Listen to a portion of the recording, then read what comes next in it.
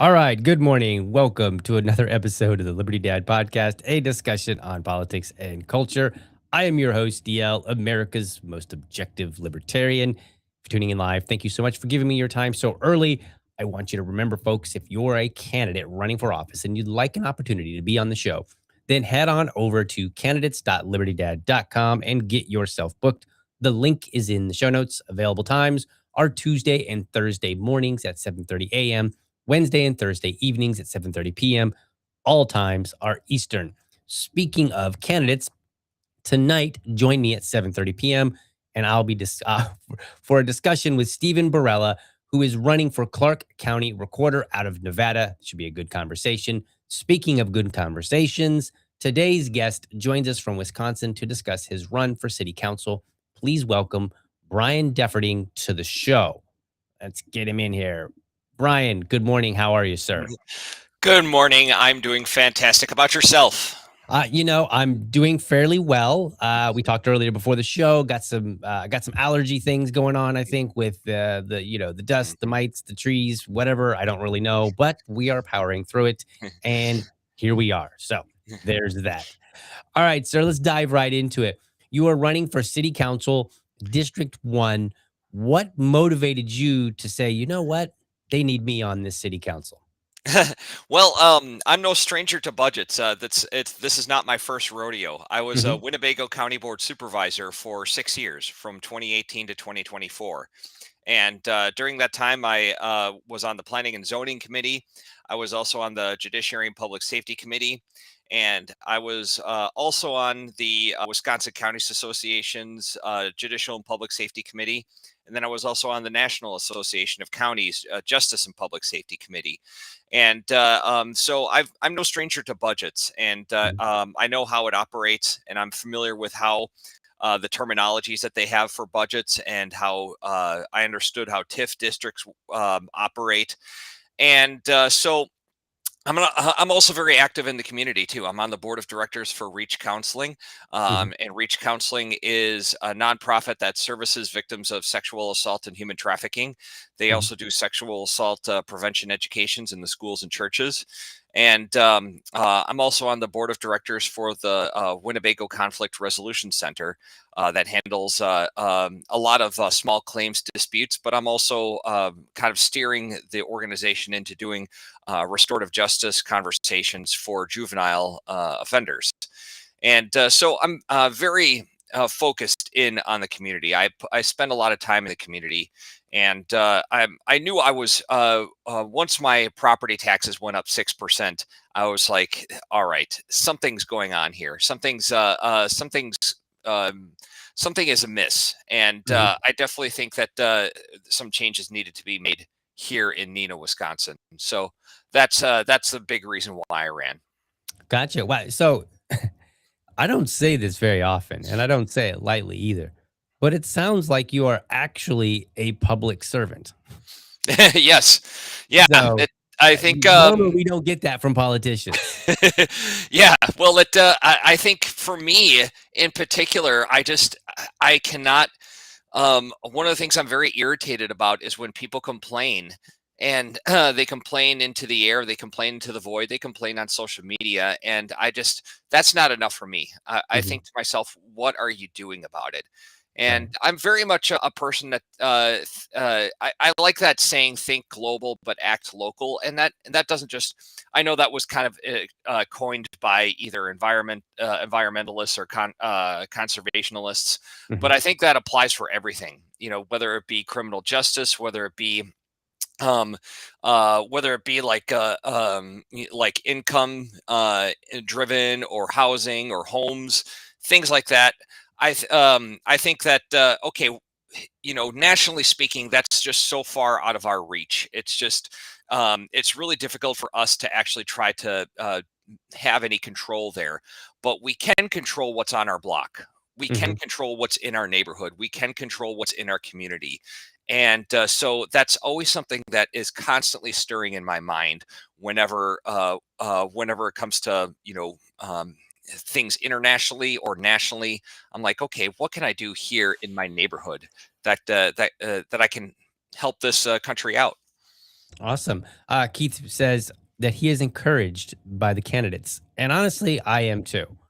Not only in the fact that we have so many running, which I get the pleasure of interviewing, but just hearing, the motivations, the things that they would like to do, the critique that they have of those who are already in office, so on and so forth. And then today, it was actually a welcome surprise to hear all the things that you have already done, the experience that you're bringing to the table, Brian. So definitely a fresh of breath air. Uh, that's a fun turn of phrase considering. No, anyway, considering what I've been whining about lately. So anyway, let's get into it. So you were the Winnebago County Board Supervisor, and you said a lot there. What caught my attention is you said, "Hey, I know the language. I understand what's going." Can you explore that a little bit for citizens who may not be familiar with, like, what are the key words or the things that you hear that you like? Not just taxes. We all perk up when we hear taxes, but what are some of the things that you specifically hear that you go, "Hold up, hold Uh-huh. up." So a big term is the word carry forward. So whenever you hear about carry forwards in the budget, that's that's one for sure that you're like, okay, wait, hold up. So you have to ask the question, what is a carry forward? And if you to put it in plain English, imagine you took out a $40,000 loan to build a garage in your home, but you didn't build a garage. Mhm. So you have that money just sitting there, Mhm. and you're paying interest on that loan. You're paying back that loan, but you're not building the garage. So so imagine the city taking out, whether it be $3 million, $6 million, Mhm. or just $1 million, or it could be $500,000, and they have all these projects that they need to get done, but they didn't do them. But they're still paying back the loan. They're still paying interest on it. So what are they doing with that money? And not only that, but you have to take a look into if they're playing a shell game with that money. Are they moving stuff around? Mhm. Because governments, they play shell games all the time, and they'll put them in this fund, or they'll move it over to this fund. So that's one of them. Another thing is TIF districts. A lot of people don't know what TIF districts are, and I don't either. So if you would be so kind to sure. explain. I don't think I've ever heard that term. I think you're the second person to use it. The first person was another candidate like a week ago, maybe. Yeah. So TIF districts stand for tax incremental funded districts. So it's based on property taxes. And how it operates is that there's a certain small district where the all of this TIF money goes to. So the city has an increase in property taxes because of the increase in value that's going into that specific district. And then the additional money that they get from property taxes, the increment, they compartmentalize those tax revenues to fund specifically for infrastructure projects inside that district. And it's a right now it's a very common practice in so many local governments. I highly recommend people look into their city budgets, their local budgets, and it doesn't matter how big or small that you live of a jurisdiction that you live in. Find out if they're using TIF districts, because oftentimes these are kind of developed between city staff and developers, and they make the language almost purposely confusing, because sometimes they'll have like literally 100-page explanation of how TIF operates, and you're like, what the heck is going on here? Right. And what happens is two things. So that those tax revenues, like I said before, they're compartmentalized. So you can't use the additional property tax revenues for any other part of the city. So it's all focused on that one area. But what it also tries to do is that it attempts to, what then happens is that the increased property value doesn't just happen inside that district, but it also happens everywhere else. All the areas surrounding that district. And that the city's idea, is um, that they're generating revenue because of the additional economy that is coming from that district, the additional value that's coming from that district, and that could be either like purchasing blighted properties, or sometimes Mhm. it's not even blighted properties at all. You have to take a look into how they're funding that, how that came about, that TIF district came about, because sometimes the city does subsidize a little bit of that development inside that district. That could be like like $500,000 for maybe selling off, or to help sell off that property, or it could be $500,000 for road, whether it be like parking lot infrastructure, things like that, or it could be for sanitary sewer Mhm. stuff that's happening in that district. And oftentimes, the end result of these TIF districts is that everyone's property taxes go up instead of down, and the developer collects the profit, and any losses are socialized. So the risk of TIF districts is that typically they last for about 15 years or 20 years. So when the TIF district closes, that means that when it closes, that means all the additional property tax revenues are then finally can use that for other parts of the city. That's what that means. And but typically TIF districts only last for about 15 years or so. And so most of the time, the people that start these TIF districts are not going to be in office by the time the TIF district closes.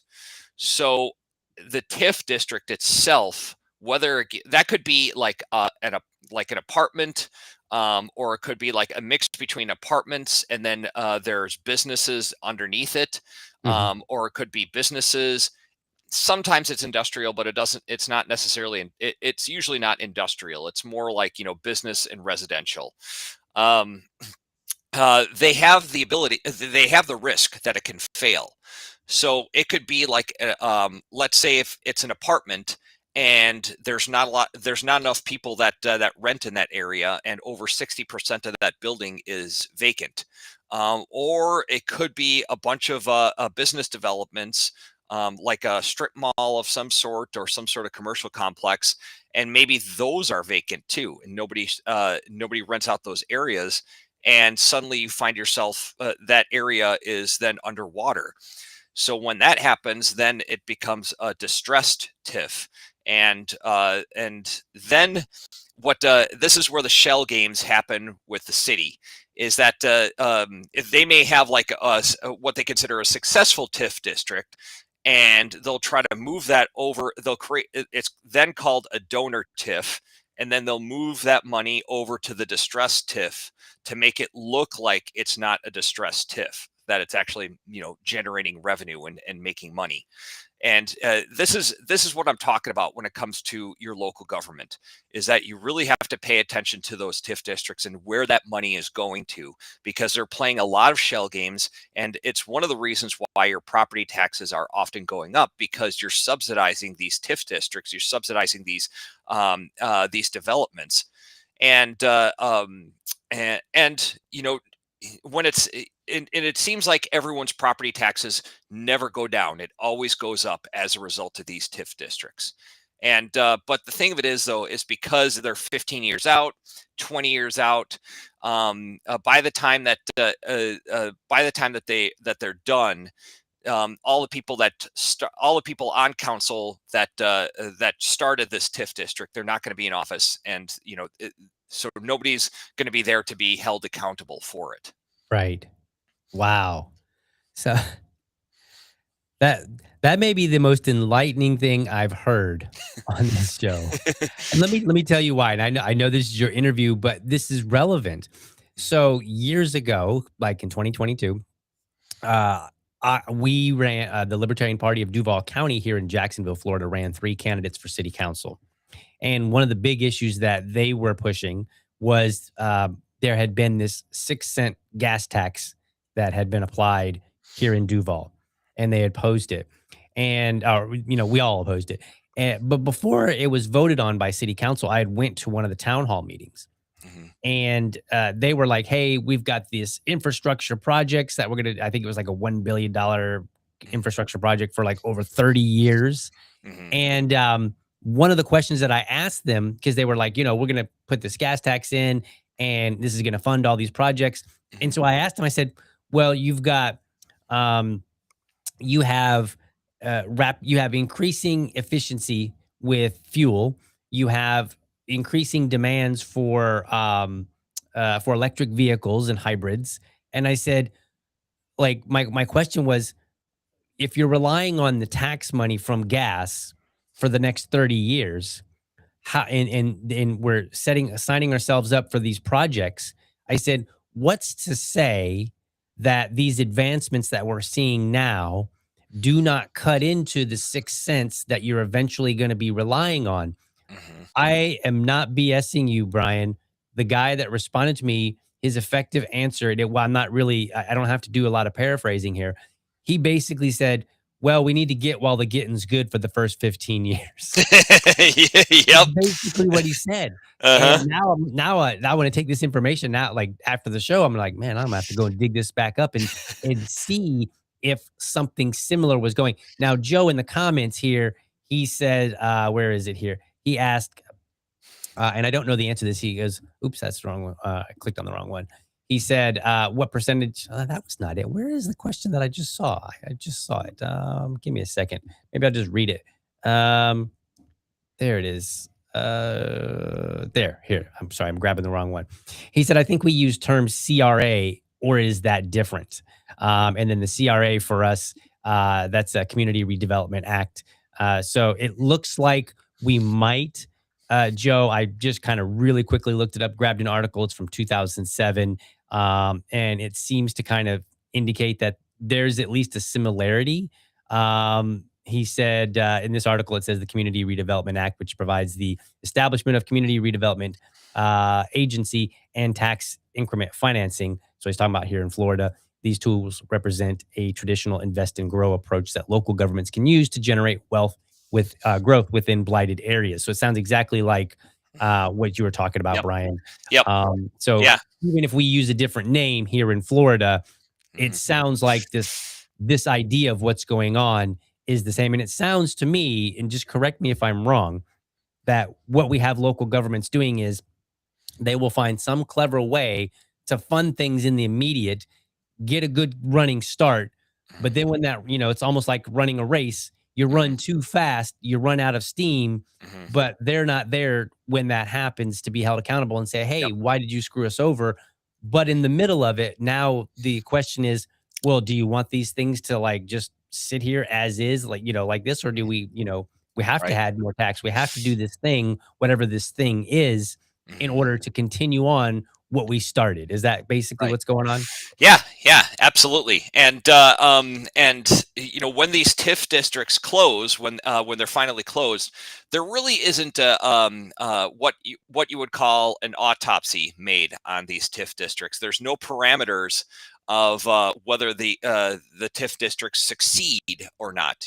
What is considered to be a success for these TIF districts? What by what metrics? And so you try to, when you ask those questions, you get stonewalled. Nobody's going to answer you, or just the information just isn't available, and you have to go to city staff, and city staff just doesn't really get back to you. And so you're right. It's that's the thing, is there's no real metrics to measure whether these TIF districts were really successful or not. And not only that, but we have to keep in mind too that its TIF districts are, they're anti-free market, because really what it does is that it picks and chooses winners and losers. It picks and chooses which developers are going to be developing what type of development is going to be developed. And so it's preferential treatment with the tax code. So it's very anti-free market. And so this goes back to what I was talking about regarding think global but act local. We a lot of us as libertarians were very much anti-tax, and so this is something that you could take a look at locally, is like how the tax code is being manipulated to manipulate the market in your immediate area, and what type of collusion is actually happening in your immediate area. Right. Wow. This has been a very fascinating conversation. By the way, IE says one of the most succinct explanations of everyday government scams that I've ever heard. So kudos to you, Brian. This is pretty fascinating. So now here's the big question. It sounds like governments all over the United States are using some form of like a TIF district, and I'll just go ahead and call it a scam, but other people can argue the point, whatever. What is the answer to that? Like, how do citizens push back? Because as you just heard, we had something similar here in Jacksonville, and I asked a question. I didn't even have this knowledge that maybe it might be a shell game, or maybe it might just be a some sort of way of generating tax revenue and kicking the inevitable problems down the road so that you don't have to deal with it. And I didn't get quite the Stonewall answer, but I got like a BS answer. So what do we do about it? Like, what's the answer? I think of the big thing is that we have to raise awareness, because the reason why these TIF districts are constantly, or in your case, CRA, community redevelopment area or something like that. I think it was an Act. act. Yeah. Yeah. I'll have to look into it more, but that may be something similar. We're not just sure just yet.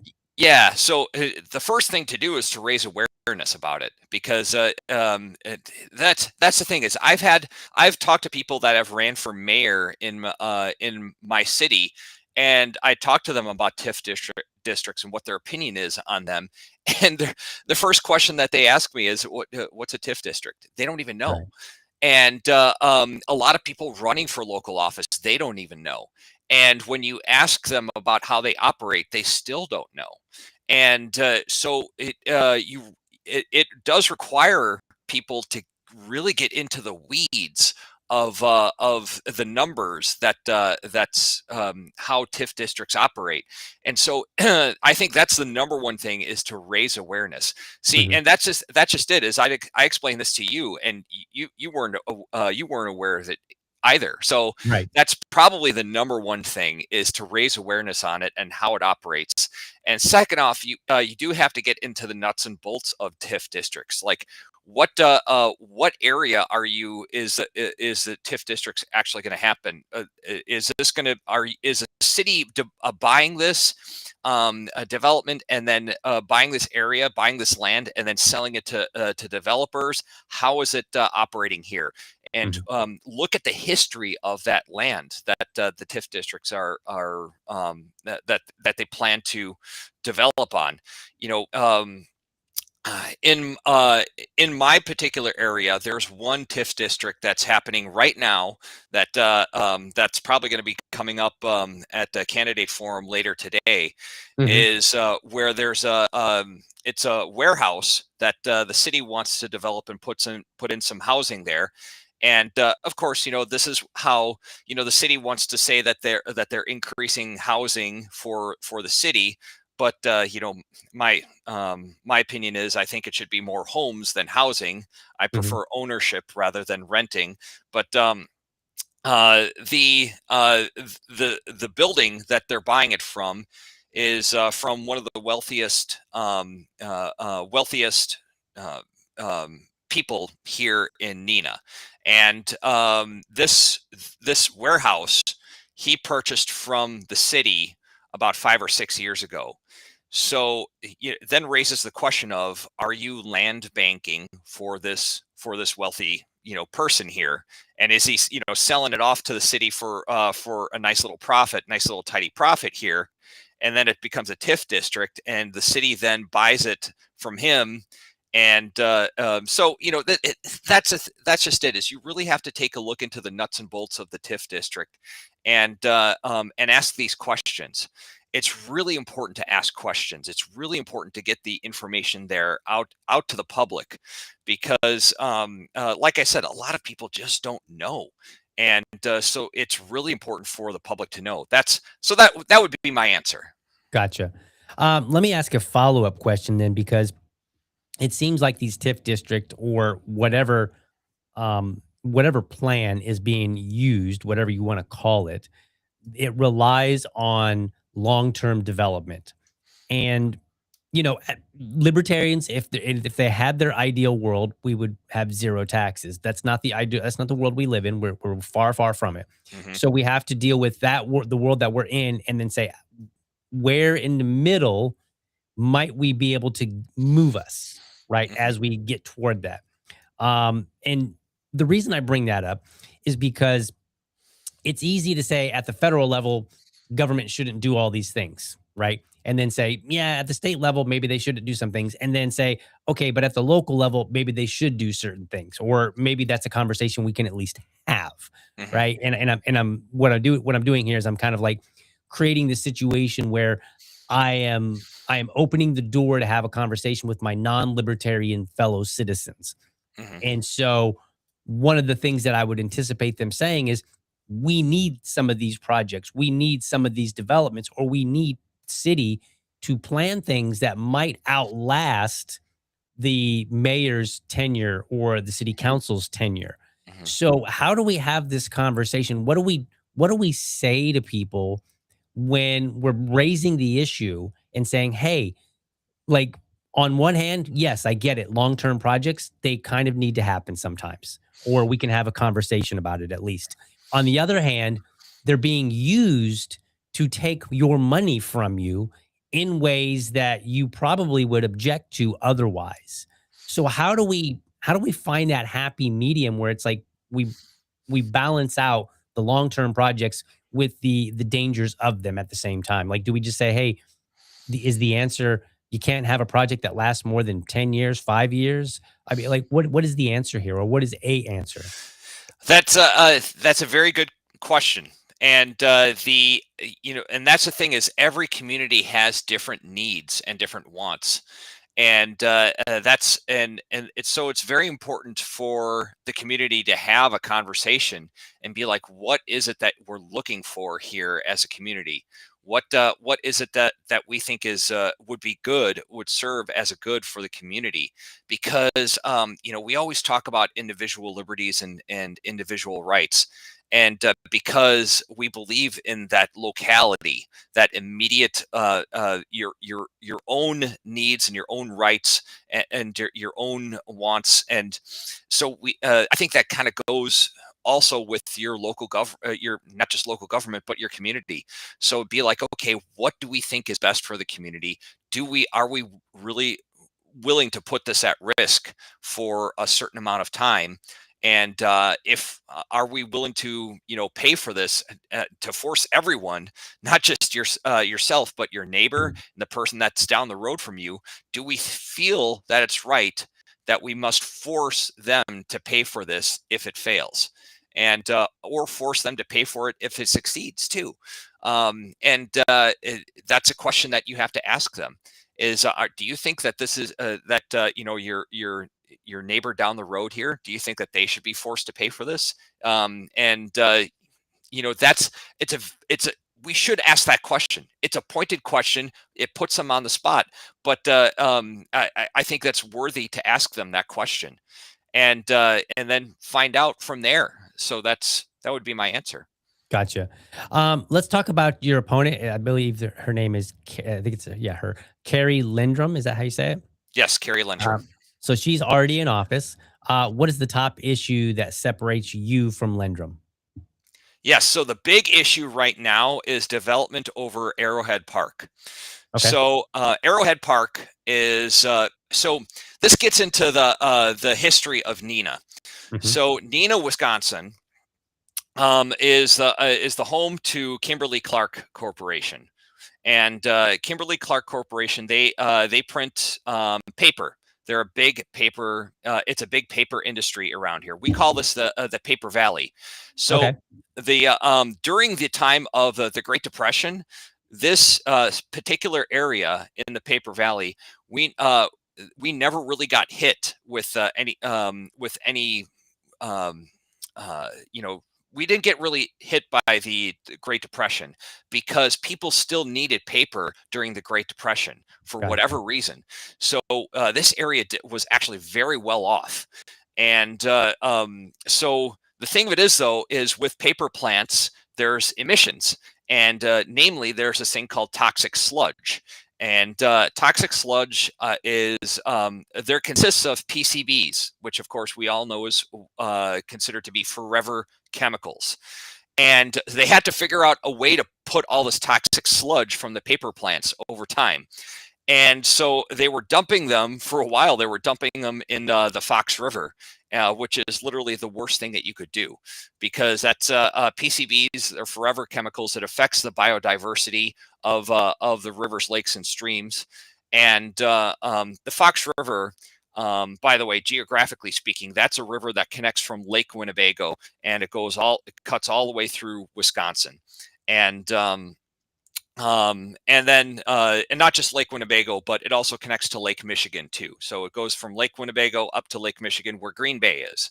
Mhm. And so so yeah, that all that toxic sludge was compacted in this one area, in this gulch that that is now called Arrowhead Park. And in this area of Arrowhead Park, they basically put in a bunch of fill in there on top of it, on top of the toxic sludge. and now there's a walking trail through there, and it's actually it's actually kind of pretty.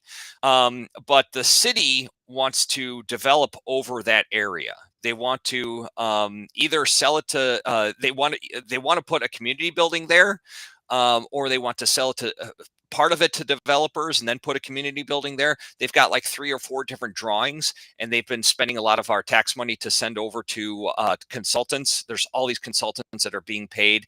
We get more drawings. Years pass. We pay them more money. There's more drawings. So and they're trying their best to get appeasement from the Department of Natural Resources. They're trying to get the green flag from them to develop over it, and possibly run piping through it. Now, the since 2010, this has turned into an open tab for residents, an open tab for our property tax dollars.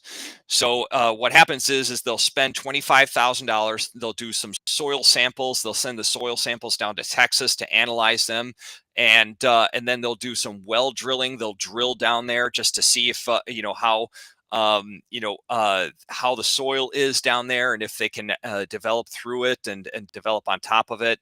And there was the Department of Natural Resources put a dike down there too, so they have to do some more testing through the fill and see if the dike is not leaking PCBs into the rivers, lakes, and streams. And they paid $77,000 for an environmental attorney, and the environmental attorney has not showed up to any of the city meetings to answer questions publicly from the public or from city councils or from staff. And so shavings make a pile. So we're looking at about $3 million, over $3 million that has been spent from 2010 to now, that just to get the okay from the DNR to develop on top of it. And being on the county board, I saw how much it costs to develop community buildings somewhere. You have to, and these are things that we're talking about long-term costs before. With big community development buildings, we're looking at roof, we're looking at gutters, we're looking at air, heating and ventilation, air conditioning, things like that. All those are long-term costs that will be put onto the taxpayers to fund this for long-term maintenance. So we're spending over $3 million. Now, keep in mind, Neenah, Wisconsin is only 28,000 people. So, I mean, this is $3 million is a lot of money for us here.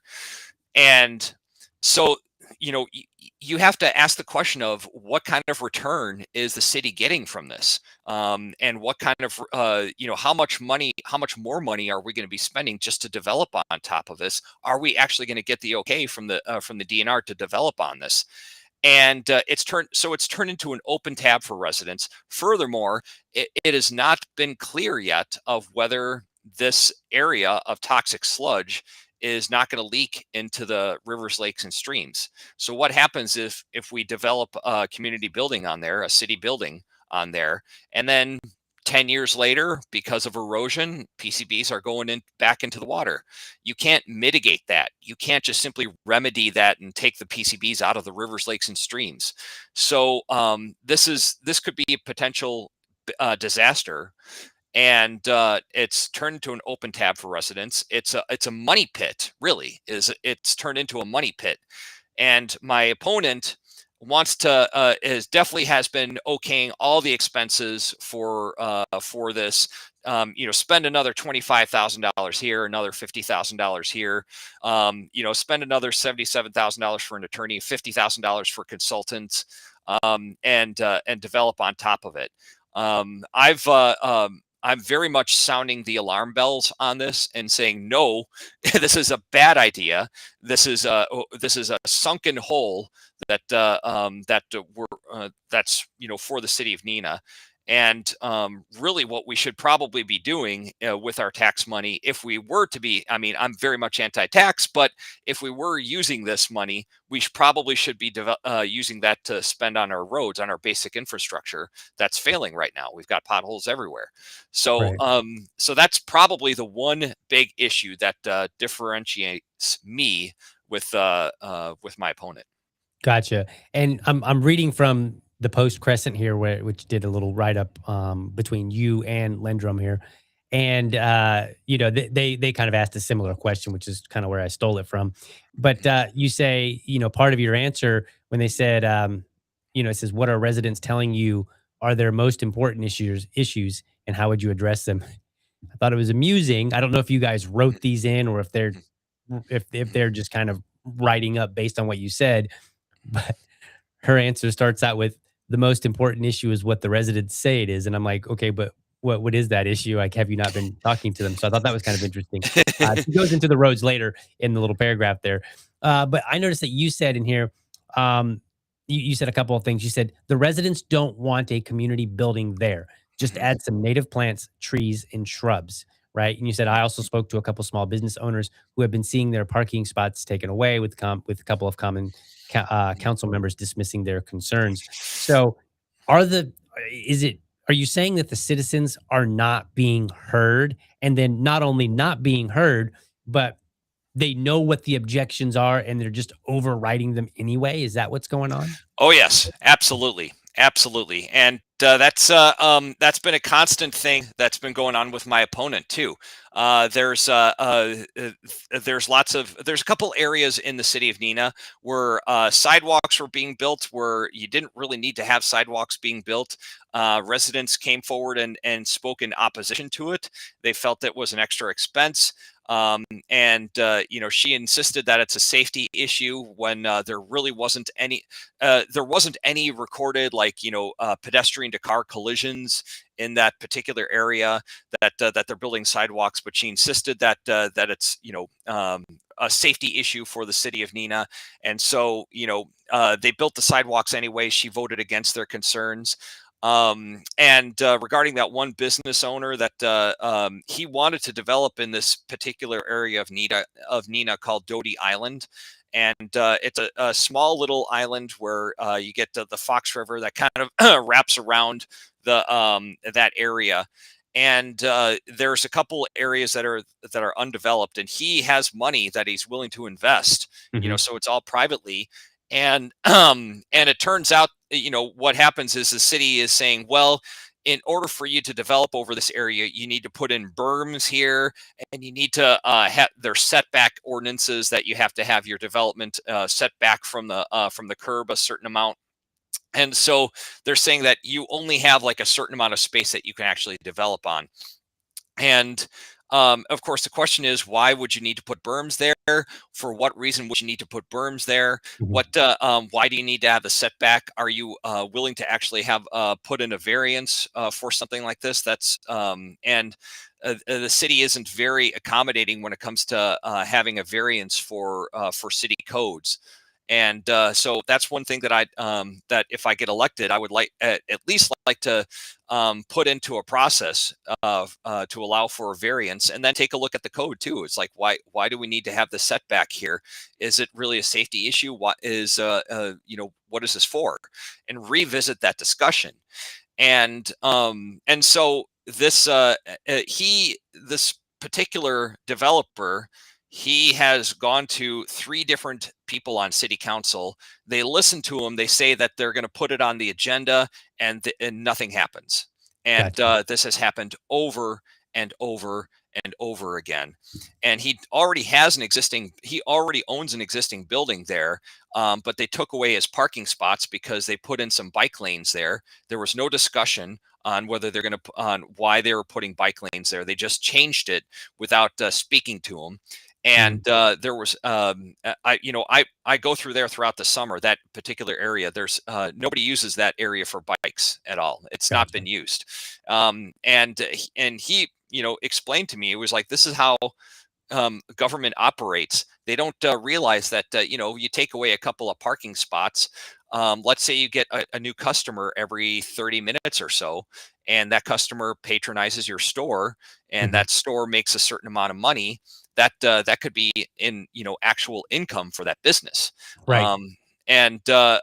Government doesn't think that way, though. They think to themselves, oh well, it's all about bikes and safety and mobility, and it's like, okay, you can have that discussion, that's fine, but it needs to actually, you need to have some quantifiable evidence on why you want to put that there, and you need to have a discussion with the property owners, with the all the adjacent properties too, and that Mhm. was not done.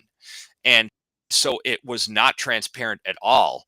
And it turns out that he was also misdirected too. He was one person said, "Oh, you need to go to this person on city staff," when they don't even handle like parking and traffic infrastructure at all. You need to go to Right. community development authority. So it was just yeah, that it's little things like that that shows that that Neenah has not been, it not been transparent, not been accommodating to developers. And but of course, if they have all sorts of TIF districts, because there's certain people that have certain wealth, and they have certain connections, Mhm. and like I said, it's very anti-free market Right. in that regard. It's interesting you mentioned that story because about 30 years ago, roughly somewhere around there, I lived in Richmond, Indiana, which was a town of about 40,000 if you only consider like you don't consider the outskirts and the rural areas. Mhm, Um, and my mother and my father owned a restaurant, and the restaurant was on this side of the street, and then on the other side of the street was the parking lot where people would park and then walk across the street, and there wasn't really much parking like right at the building, mhm, and there was something going on downtown. Like it was like they were at the very end of the street right before you get into the downtown area. And there was something going on, and they blocked it off like literally right before where the entrance to the parking lot was. mhm, And my mother had went down to the mayor's office, and she was like, "Hey, look, this is going to really hurt my business because people cannot park, so they won't be able to come to our business." And the mayor gave her the runaround, basically saying, "Oh, we this or that." I can't remember the details specifically because it was like 30 years ago. But I do remember my mother was not so pleasant, and she yelled at her and said, "It's because I'm not lining your pockets. That's why," and stomped out. So it probably didn't help, but mama could have been a libertarian if yes. she wanted. But so I bring that up because it seems like this is a common theme. Now, let me ask you back to your story, because it sounds like this developer who's like, "Hey, look, I would like to develop. I would like to, grow my business." It sounds to me like they're using the kind of built-in bureaucracy, Mhm, which on some level, maybe you might be able to show and say, yeah, we need this bureaucracy. We need to double check and make sure safety. We need to double check this. But it also sounds like that's a convenient tool to use when you don't want somebody to do something, yep, right? yep, And so you're like, "Oh, well, you need to do this, you need to do that, you need to do this." And then maybe the developer or somebody else that's more favorable, mhm, you can like, "Oh, we can waive that, we can waive that, we can whatever," yep, and so is do you see that? Am I correct? Do people absolutely. weaponize, what might in some ways be a good thing? Absolutely, absolutely. Again, this is how local governments are anti-free market. Sometimes is that they'll give exceptions to certain people, but they won't give exceptions to other people.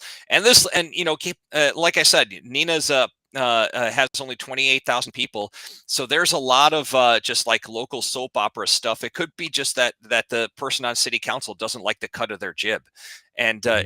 it could literally just go right down to that. You're like, well, I don't like this person, and Right. so then they'll do that. They'll misdirect, or they'll try to use city code as saying, well, you can't do that because you have this and this and that. But for someone else that they do like the cut of their jib, or maybe they do have a little bit more money, or they do have a little bit more influence in that regard, then yes, they'll provide that flexibility. So yeah, you're right. Let me ask you this. You mentioned, I think, a moment ago that somebody had went to 3 different city council members. Mhm. So you're aiming to be on city council District 1. How many other city council members would you be seated with?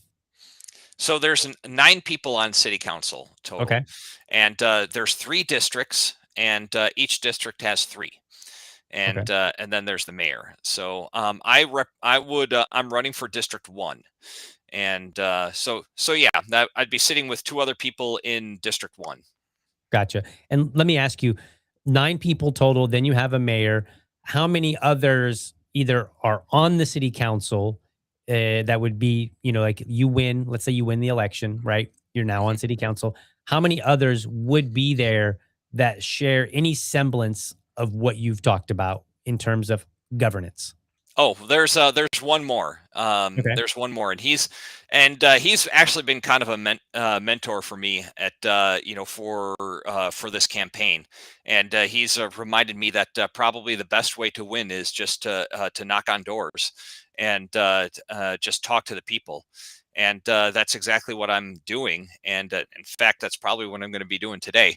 I was going to be doing it this weekend, but we're going to be hit with 20 inches of snow this weekend, so Oh, I'm going to be, oh, I think I'm going to be doing some door knocking today before the right. candidate forum at 6 o'clock. And, unfortunately, I'm probably going to be stuck at home trying to get snow out of my driveway on Saturday and Sunday. Right. What's the reception been when you talk to people and you knock on doors and then you have that conversation? Are people like, man, you're just the guy I've been looking for, or you make sense? Like, how are they responding? So my important message to a lot of libertarians that are running out there is that you need to meet people where they're at. So when I say meet people where they're at, um, I'll give you. Let me give you my little elevator pitch when I'm Okay. knocking on doors. So I knock on the door, somebody answers, and I say, "Hi, I'm Brian Defferding. I'm running for Neenah City Council. I'm a city council candidate." And I say, I'm just knocking on doors, introducing myself to the neighborhood, and I pass them over a flyer and with my information. And I said, here's my some literature on me. My contact information is right here. I've got a phone number. I've got an email. I've got a candidate Facebook page if you want to keep tabs on me. Your polling locations are down here, and the election is April 7th. Hmm. And then I'll say, okay, some quick information on me. I was a county board supervisor for Winnebago County for 6 years. Took a life break in 2024, and then I say after about a year I couldn't help myself. Decided to get back into the game, and then I ask them the question: what things do you like about the city of Neenah, or what things are your concerns? What things do you not like? Is there anything that comes to mind? Anything that either you enjoy or anything that you have issues with? And I just leave it at that. It's open ended, and so then that's when people can say, well, it could be like, well, why are we paying all these taxes? Or they could be like, well, our roads are in terrible shape. Or some people might say, well, actually, I really love Neenah. I love everything about it. And I could say, hey, I love Neenah too. I've been here for 15 years. I'm very passionate about the city, and that's one of the reasons why I'm running. And then some people, every now and then I might get somebody that shuts the door on me. That happens. So Hmm. you just move on to the next one. That's all you can do.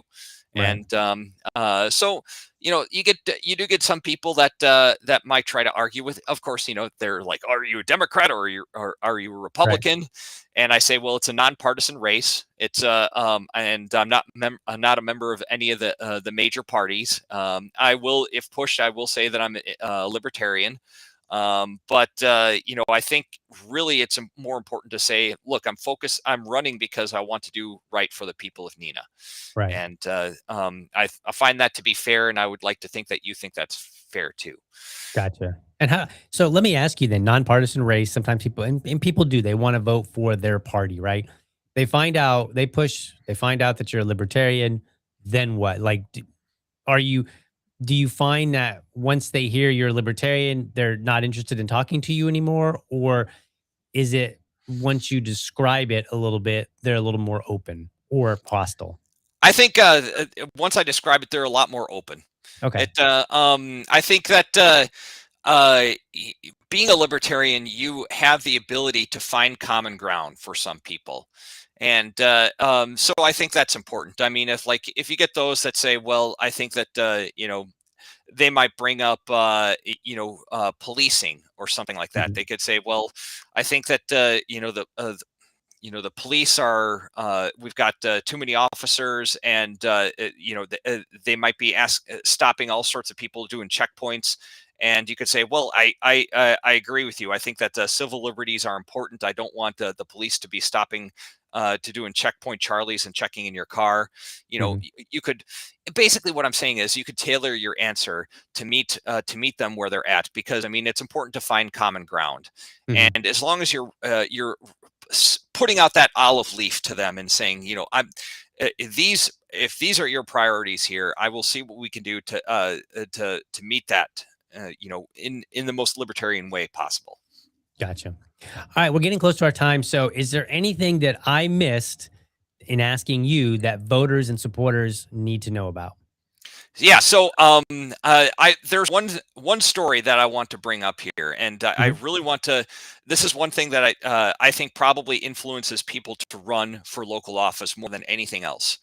So when I was first got onto the county board for Winnebago County, it was right at that time where the sheriff wanted to expand the jail. And Winnebago County is about 178,000 people, and so building a jail is pretty expensive. Right. It's not a cheap affair. You can't just build a shed there and call it good. So it's a very expensive venture. And the sheriff was having all sorts of public hearings on it and informational hearings on it. And so the first step was to pass. It was like a $40,000 feasibility study, quote unquote feasibility study. Wow. And the feasibility study was going to be sent to this consulting architectural firm. And of course, that's the thing is, if this feasibility study were to pass, you know, expanding the jail would have been the next step. I mean, Mhm. there's no way that the county would spend $40,000 and say, "Oh no, we don't need to expand the jail." I Right. mean, Is let's that get on real purpose? here. What's that? Is that on purpose? Yeah, that's on purpose. Absolutely. So the and this is very important to ask questions, because oftentimes you don't necessarily need to be defiant and say no, I'm against this. You just need to ask the right questions, and suddenly the whole effort deflates. So the question was, if this feasibility study, this consulting firm that we're potentially giving $40,000 to do the study on whether we expand the jail or not, are they going to be in the same bidding pool if we decide to expand the jail? And the answer was yes. And Mm. so the feasibility study did not pass, and it did not pass.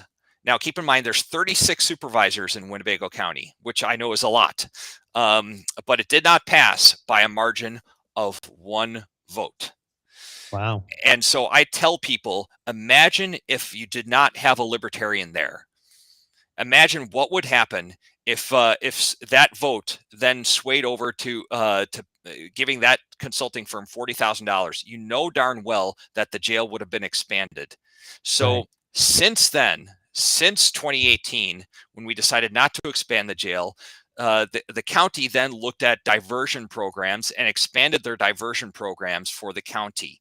And now, instead of expanding the jail, they're using one of the jail pods to for what they call the STAR program, which is a sobriety program for those that are addicted to drugs and alcohol. And now, granted, I am a libertarian, and obviously, I think that drugs should be legalized. At the same time, it's at least a net gain that with the STAR program, the cops then have the ability to say, look, if you're willing to surrender all of your drugs and paraphernalia, we won't press charges and we'll put you into sober housing, as long as you're making these commitments and you're writing everything down and you're following the steps. So that in itself is a net gain, Mhm. and that saved the county millions of dollars. So that's why it's so important for libertarians to get involved in your local politics. look into the county board, look into your city council, look into your village board, town board, whatever. It's so very important to be there and ask those questions, because, like I said, that question itself deflated that effort, Right. and we now have a much better community for it. Right. So let me see if I'm going to try to summarize all that and or distill it in a slightly different way that hopefully will really bring it home if it already hasn't. So you were on this board Hmm. and you're a libertarian and this vote came up. You asked the right question. So you were one of the no votes, and Hmm. then your question motivated one other person to also vote no. And so what that ultimately means is two no votes went into ensuring that this $1 million project did not happen.